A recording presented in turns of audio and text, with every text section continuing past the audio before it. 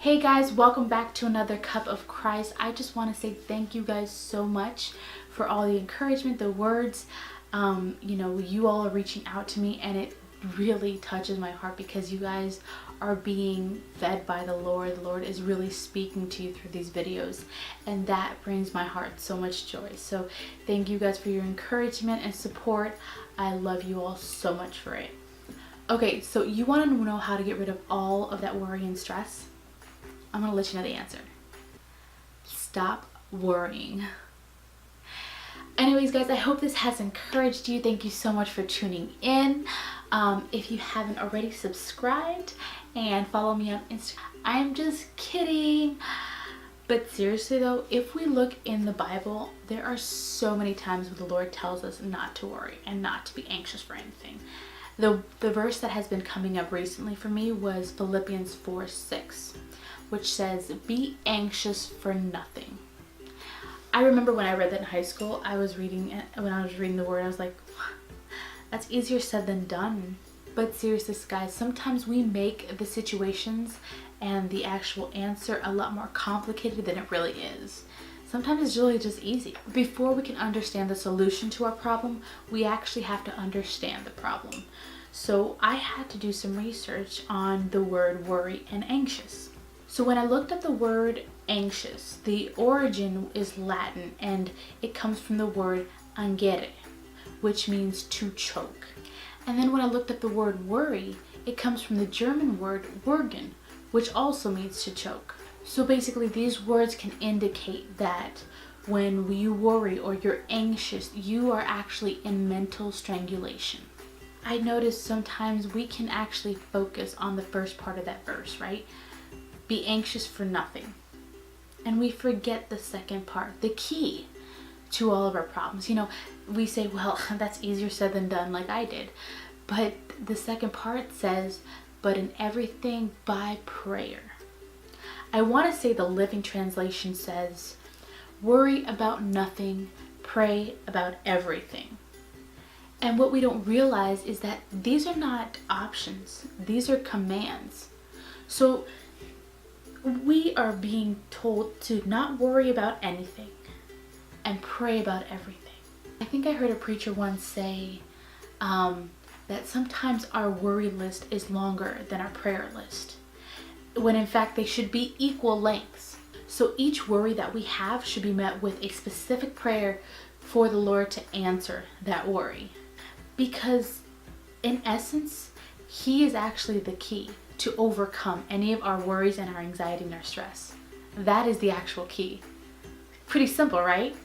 So why do we make it so complicated? See, when we have anxiety about a certain situation or problem, we are looking at it as human, horizontally, right? But we are not actually looking at the viewpoint of God. So what that anxiety does is it chokes, it chokes the actual viewpoint of God. On Instagram, I posted that worry chokes the life of the Word of God and it strangles it, and whatever fruits that were supposed to come out of our lives, fruits of the Spirit, it strangles it because we are letting that take over. And we bring up the situation of Martha and Mary, right? Here's Mary, and she's soaking in His presence, soaking in the Word, and just enjoying being at His feet, right? And Martha is the one that's freaking out, like, oh my gosh, Lord, why don't you tell her to come and help me, Sometimes we criticize Martha, but we actually are the Marthas instead of the Marys. I know I've been a Martha so many times where I worry about the details. I've worried about little things that were not important, instead of just actually being in the presence of the Lord and being, and there's nothing wrong with Martha sometimes. Sometimes we want to give the best to the Lord. But when we become so worried that we are so concerned about it not coming out right, instead of actually just focusing on the Lord, that's when it becomes a problem. I have always had a problem fitting in, and I've always had, it was always awkward at times. And so many times people would talk about me, and I would worry because I wanted people to like me. I wanted people to accept me. That's all I wanted, was that. And so I would worry, and I'd be like, oh my gosh, they're talking about me, and my life was ending. And I told my dad one time that they were talking about me. And he shared with me an experience that he had with when my grandfather was pastor and he was the co-pastor. And there was a member of the church that was talking about them. And one day my dad, he goes into the pastor's office, my grandfather's office, and he says, you know that they're talking about us. Doesn't it make you angry? Doesn't it make you upset that they're, slandering the pastor's family, or, they're slandering us? And, he was just all upset. And so my grandfather told my dad, he said, when I see that it gets to me and that it's making me upset and I get frustrated with those members, then that tells me that I haven't been praying enough. Crazy, right? So my dad told me that. And it was just, it kind of opened up my eyes, because I started thinking, wow, that means I'm not praying enough. What? What do you mean? I pray all the time. No, obviously not, because when you pray, when you release to the Lord, when you talk to him, and that's why in these past videos I'm saying that it's so crucial to have and form a relationship with the Lord, because then you can vent to him, then you can open up your heart to him, and his spirit can come in and transform your life. When you pray, the more you invite the Lord's presence in your life, and you start to see his viewpoint, you start to see where he's coming from, and everything just kind of melts away. You're just like, oh, okay, not that bad, and like I said, we tend to be Martha so many times. We try to make everything look good and everything perfect. It's like sometimes I focus so much on these videos, and sometimes I focus on the little details, and God's like, I just want you to get this video out. Don't worry about that. Just get the video out. So, yes, Lord. Now, here's a challenge for you all. This week, the times where you start getting frustrated, examine your whole daily walk. Have you been praying enough? Were you talking with the Lord? Are you in constant communication with the Lord? I wanted to share with you the same preacher that I was talking about, Chuck Swindoll. He wrote this. It's his math on worry. He said, I worry when I add. I worry when I add more things to an already full schedule that I have no business adding. I worry when I add pressure by thinking that my image and reputation are involved in this. I worry when I add expectations to what has not happened, and that makes me mad. I worry when I subtract. I worry when I subtract God's presence from my crisis. I worry when I subtract prayer from my day. I worry when I subtract perspective from the moment of difficulty, and that makes me doubt. I worry when I multiply. I worry when I multiply my problems by inserting human solutions, especially too quickly. I worry when I multiply human solutions so rapidly that I miss their perspective. I worry when I multiply my fears with imagination, and that makes me afraid. I worry when I divide. I worry when I divide life into secular and the sacred. I worry when I divide my day into the Lord's part and my part, and that makes me forget. So many times we try to hurry God up, just like Martha did. Martha was saying, God, you need to tell her right now to come and help me. And sometimes we do that too. A lot of times we do that. We tell God, hey, hurry up because I need this done now. But God doesn't work on our timeline. And that's the thing, is that when we are in constant prayer, he gives us the peace and reassurance to tell us, I got this. Don't worry. Everything is going according to my plan, and it's going to be on time. So last year we had a youth activity in Pennsylvania, and it was just a wonderful activity. God really spoke. God really touched lives, and the Lord really touched my heart. And at the end, were collecting offering, and a brother came up to me and asked if I would like to donate money, or if I would like to, give a certain portion. He asked for $50, and at the time I had been struggling. I had a lot of bills, and I only had $60 on my account. And I'm gonna tell you the reason why I'm giving you the numbers here. So I was like, brother, I can only do 25 because I was thinking about gas. I was thinking about food, on the way back.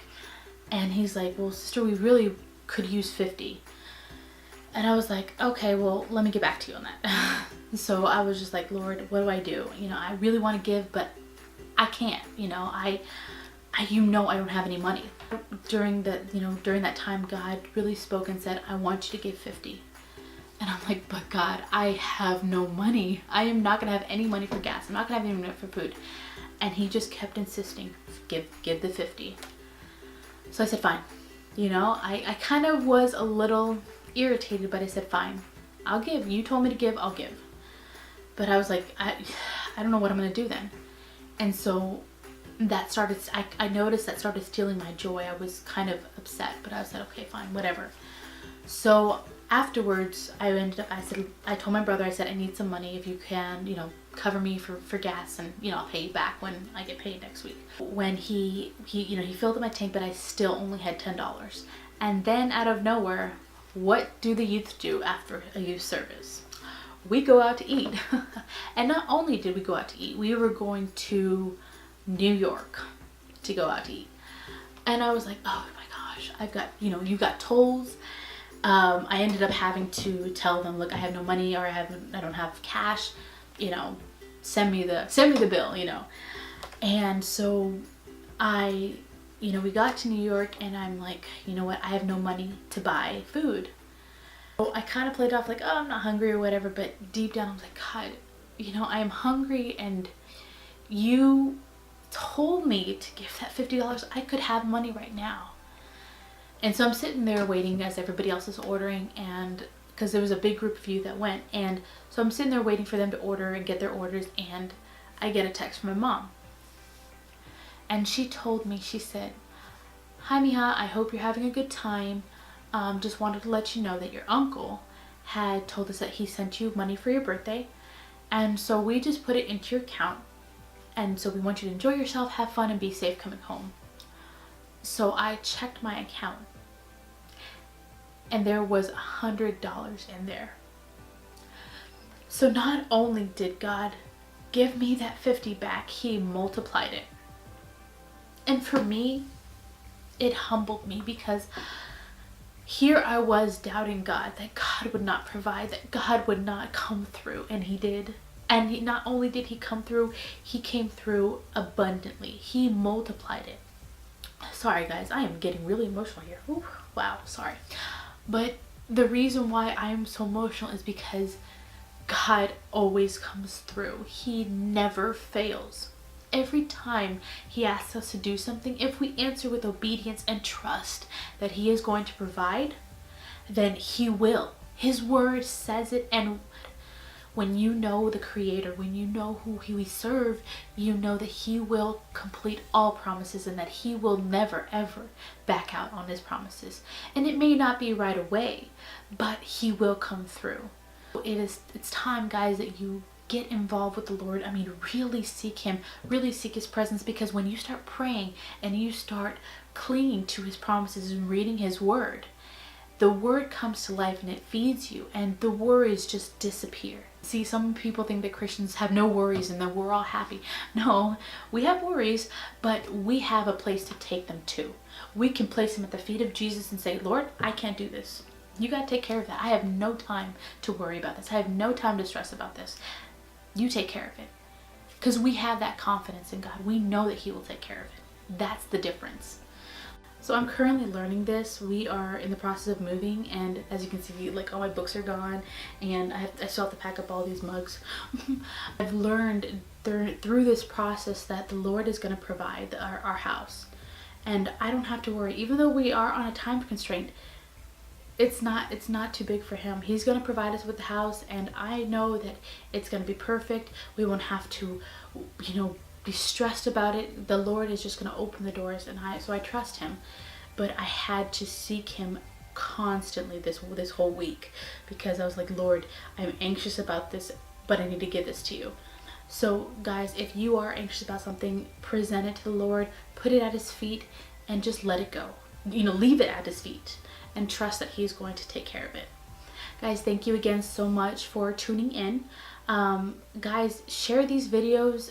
If you think that friends and families could benefit from these, share them. I'm thinking about doing the Q&A every last Monday of the month. So if you have any questions, you can email me, you can message me, whatever's easier for you, and I will get them all together, and I'll probably do 3 or 4 each video, just so that I won't be going long into it. So anyway, thank you guys so much for joining in. I hope that this has encouraged you, and I will see you next Monday. God bless you.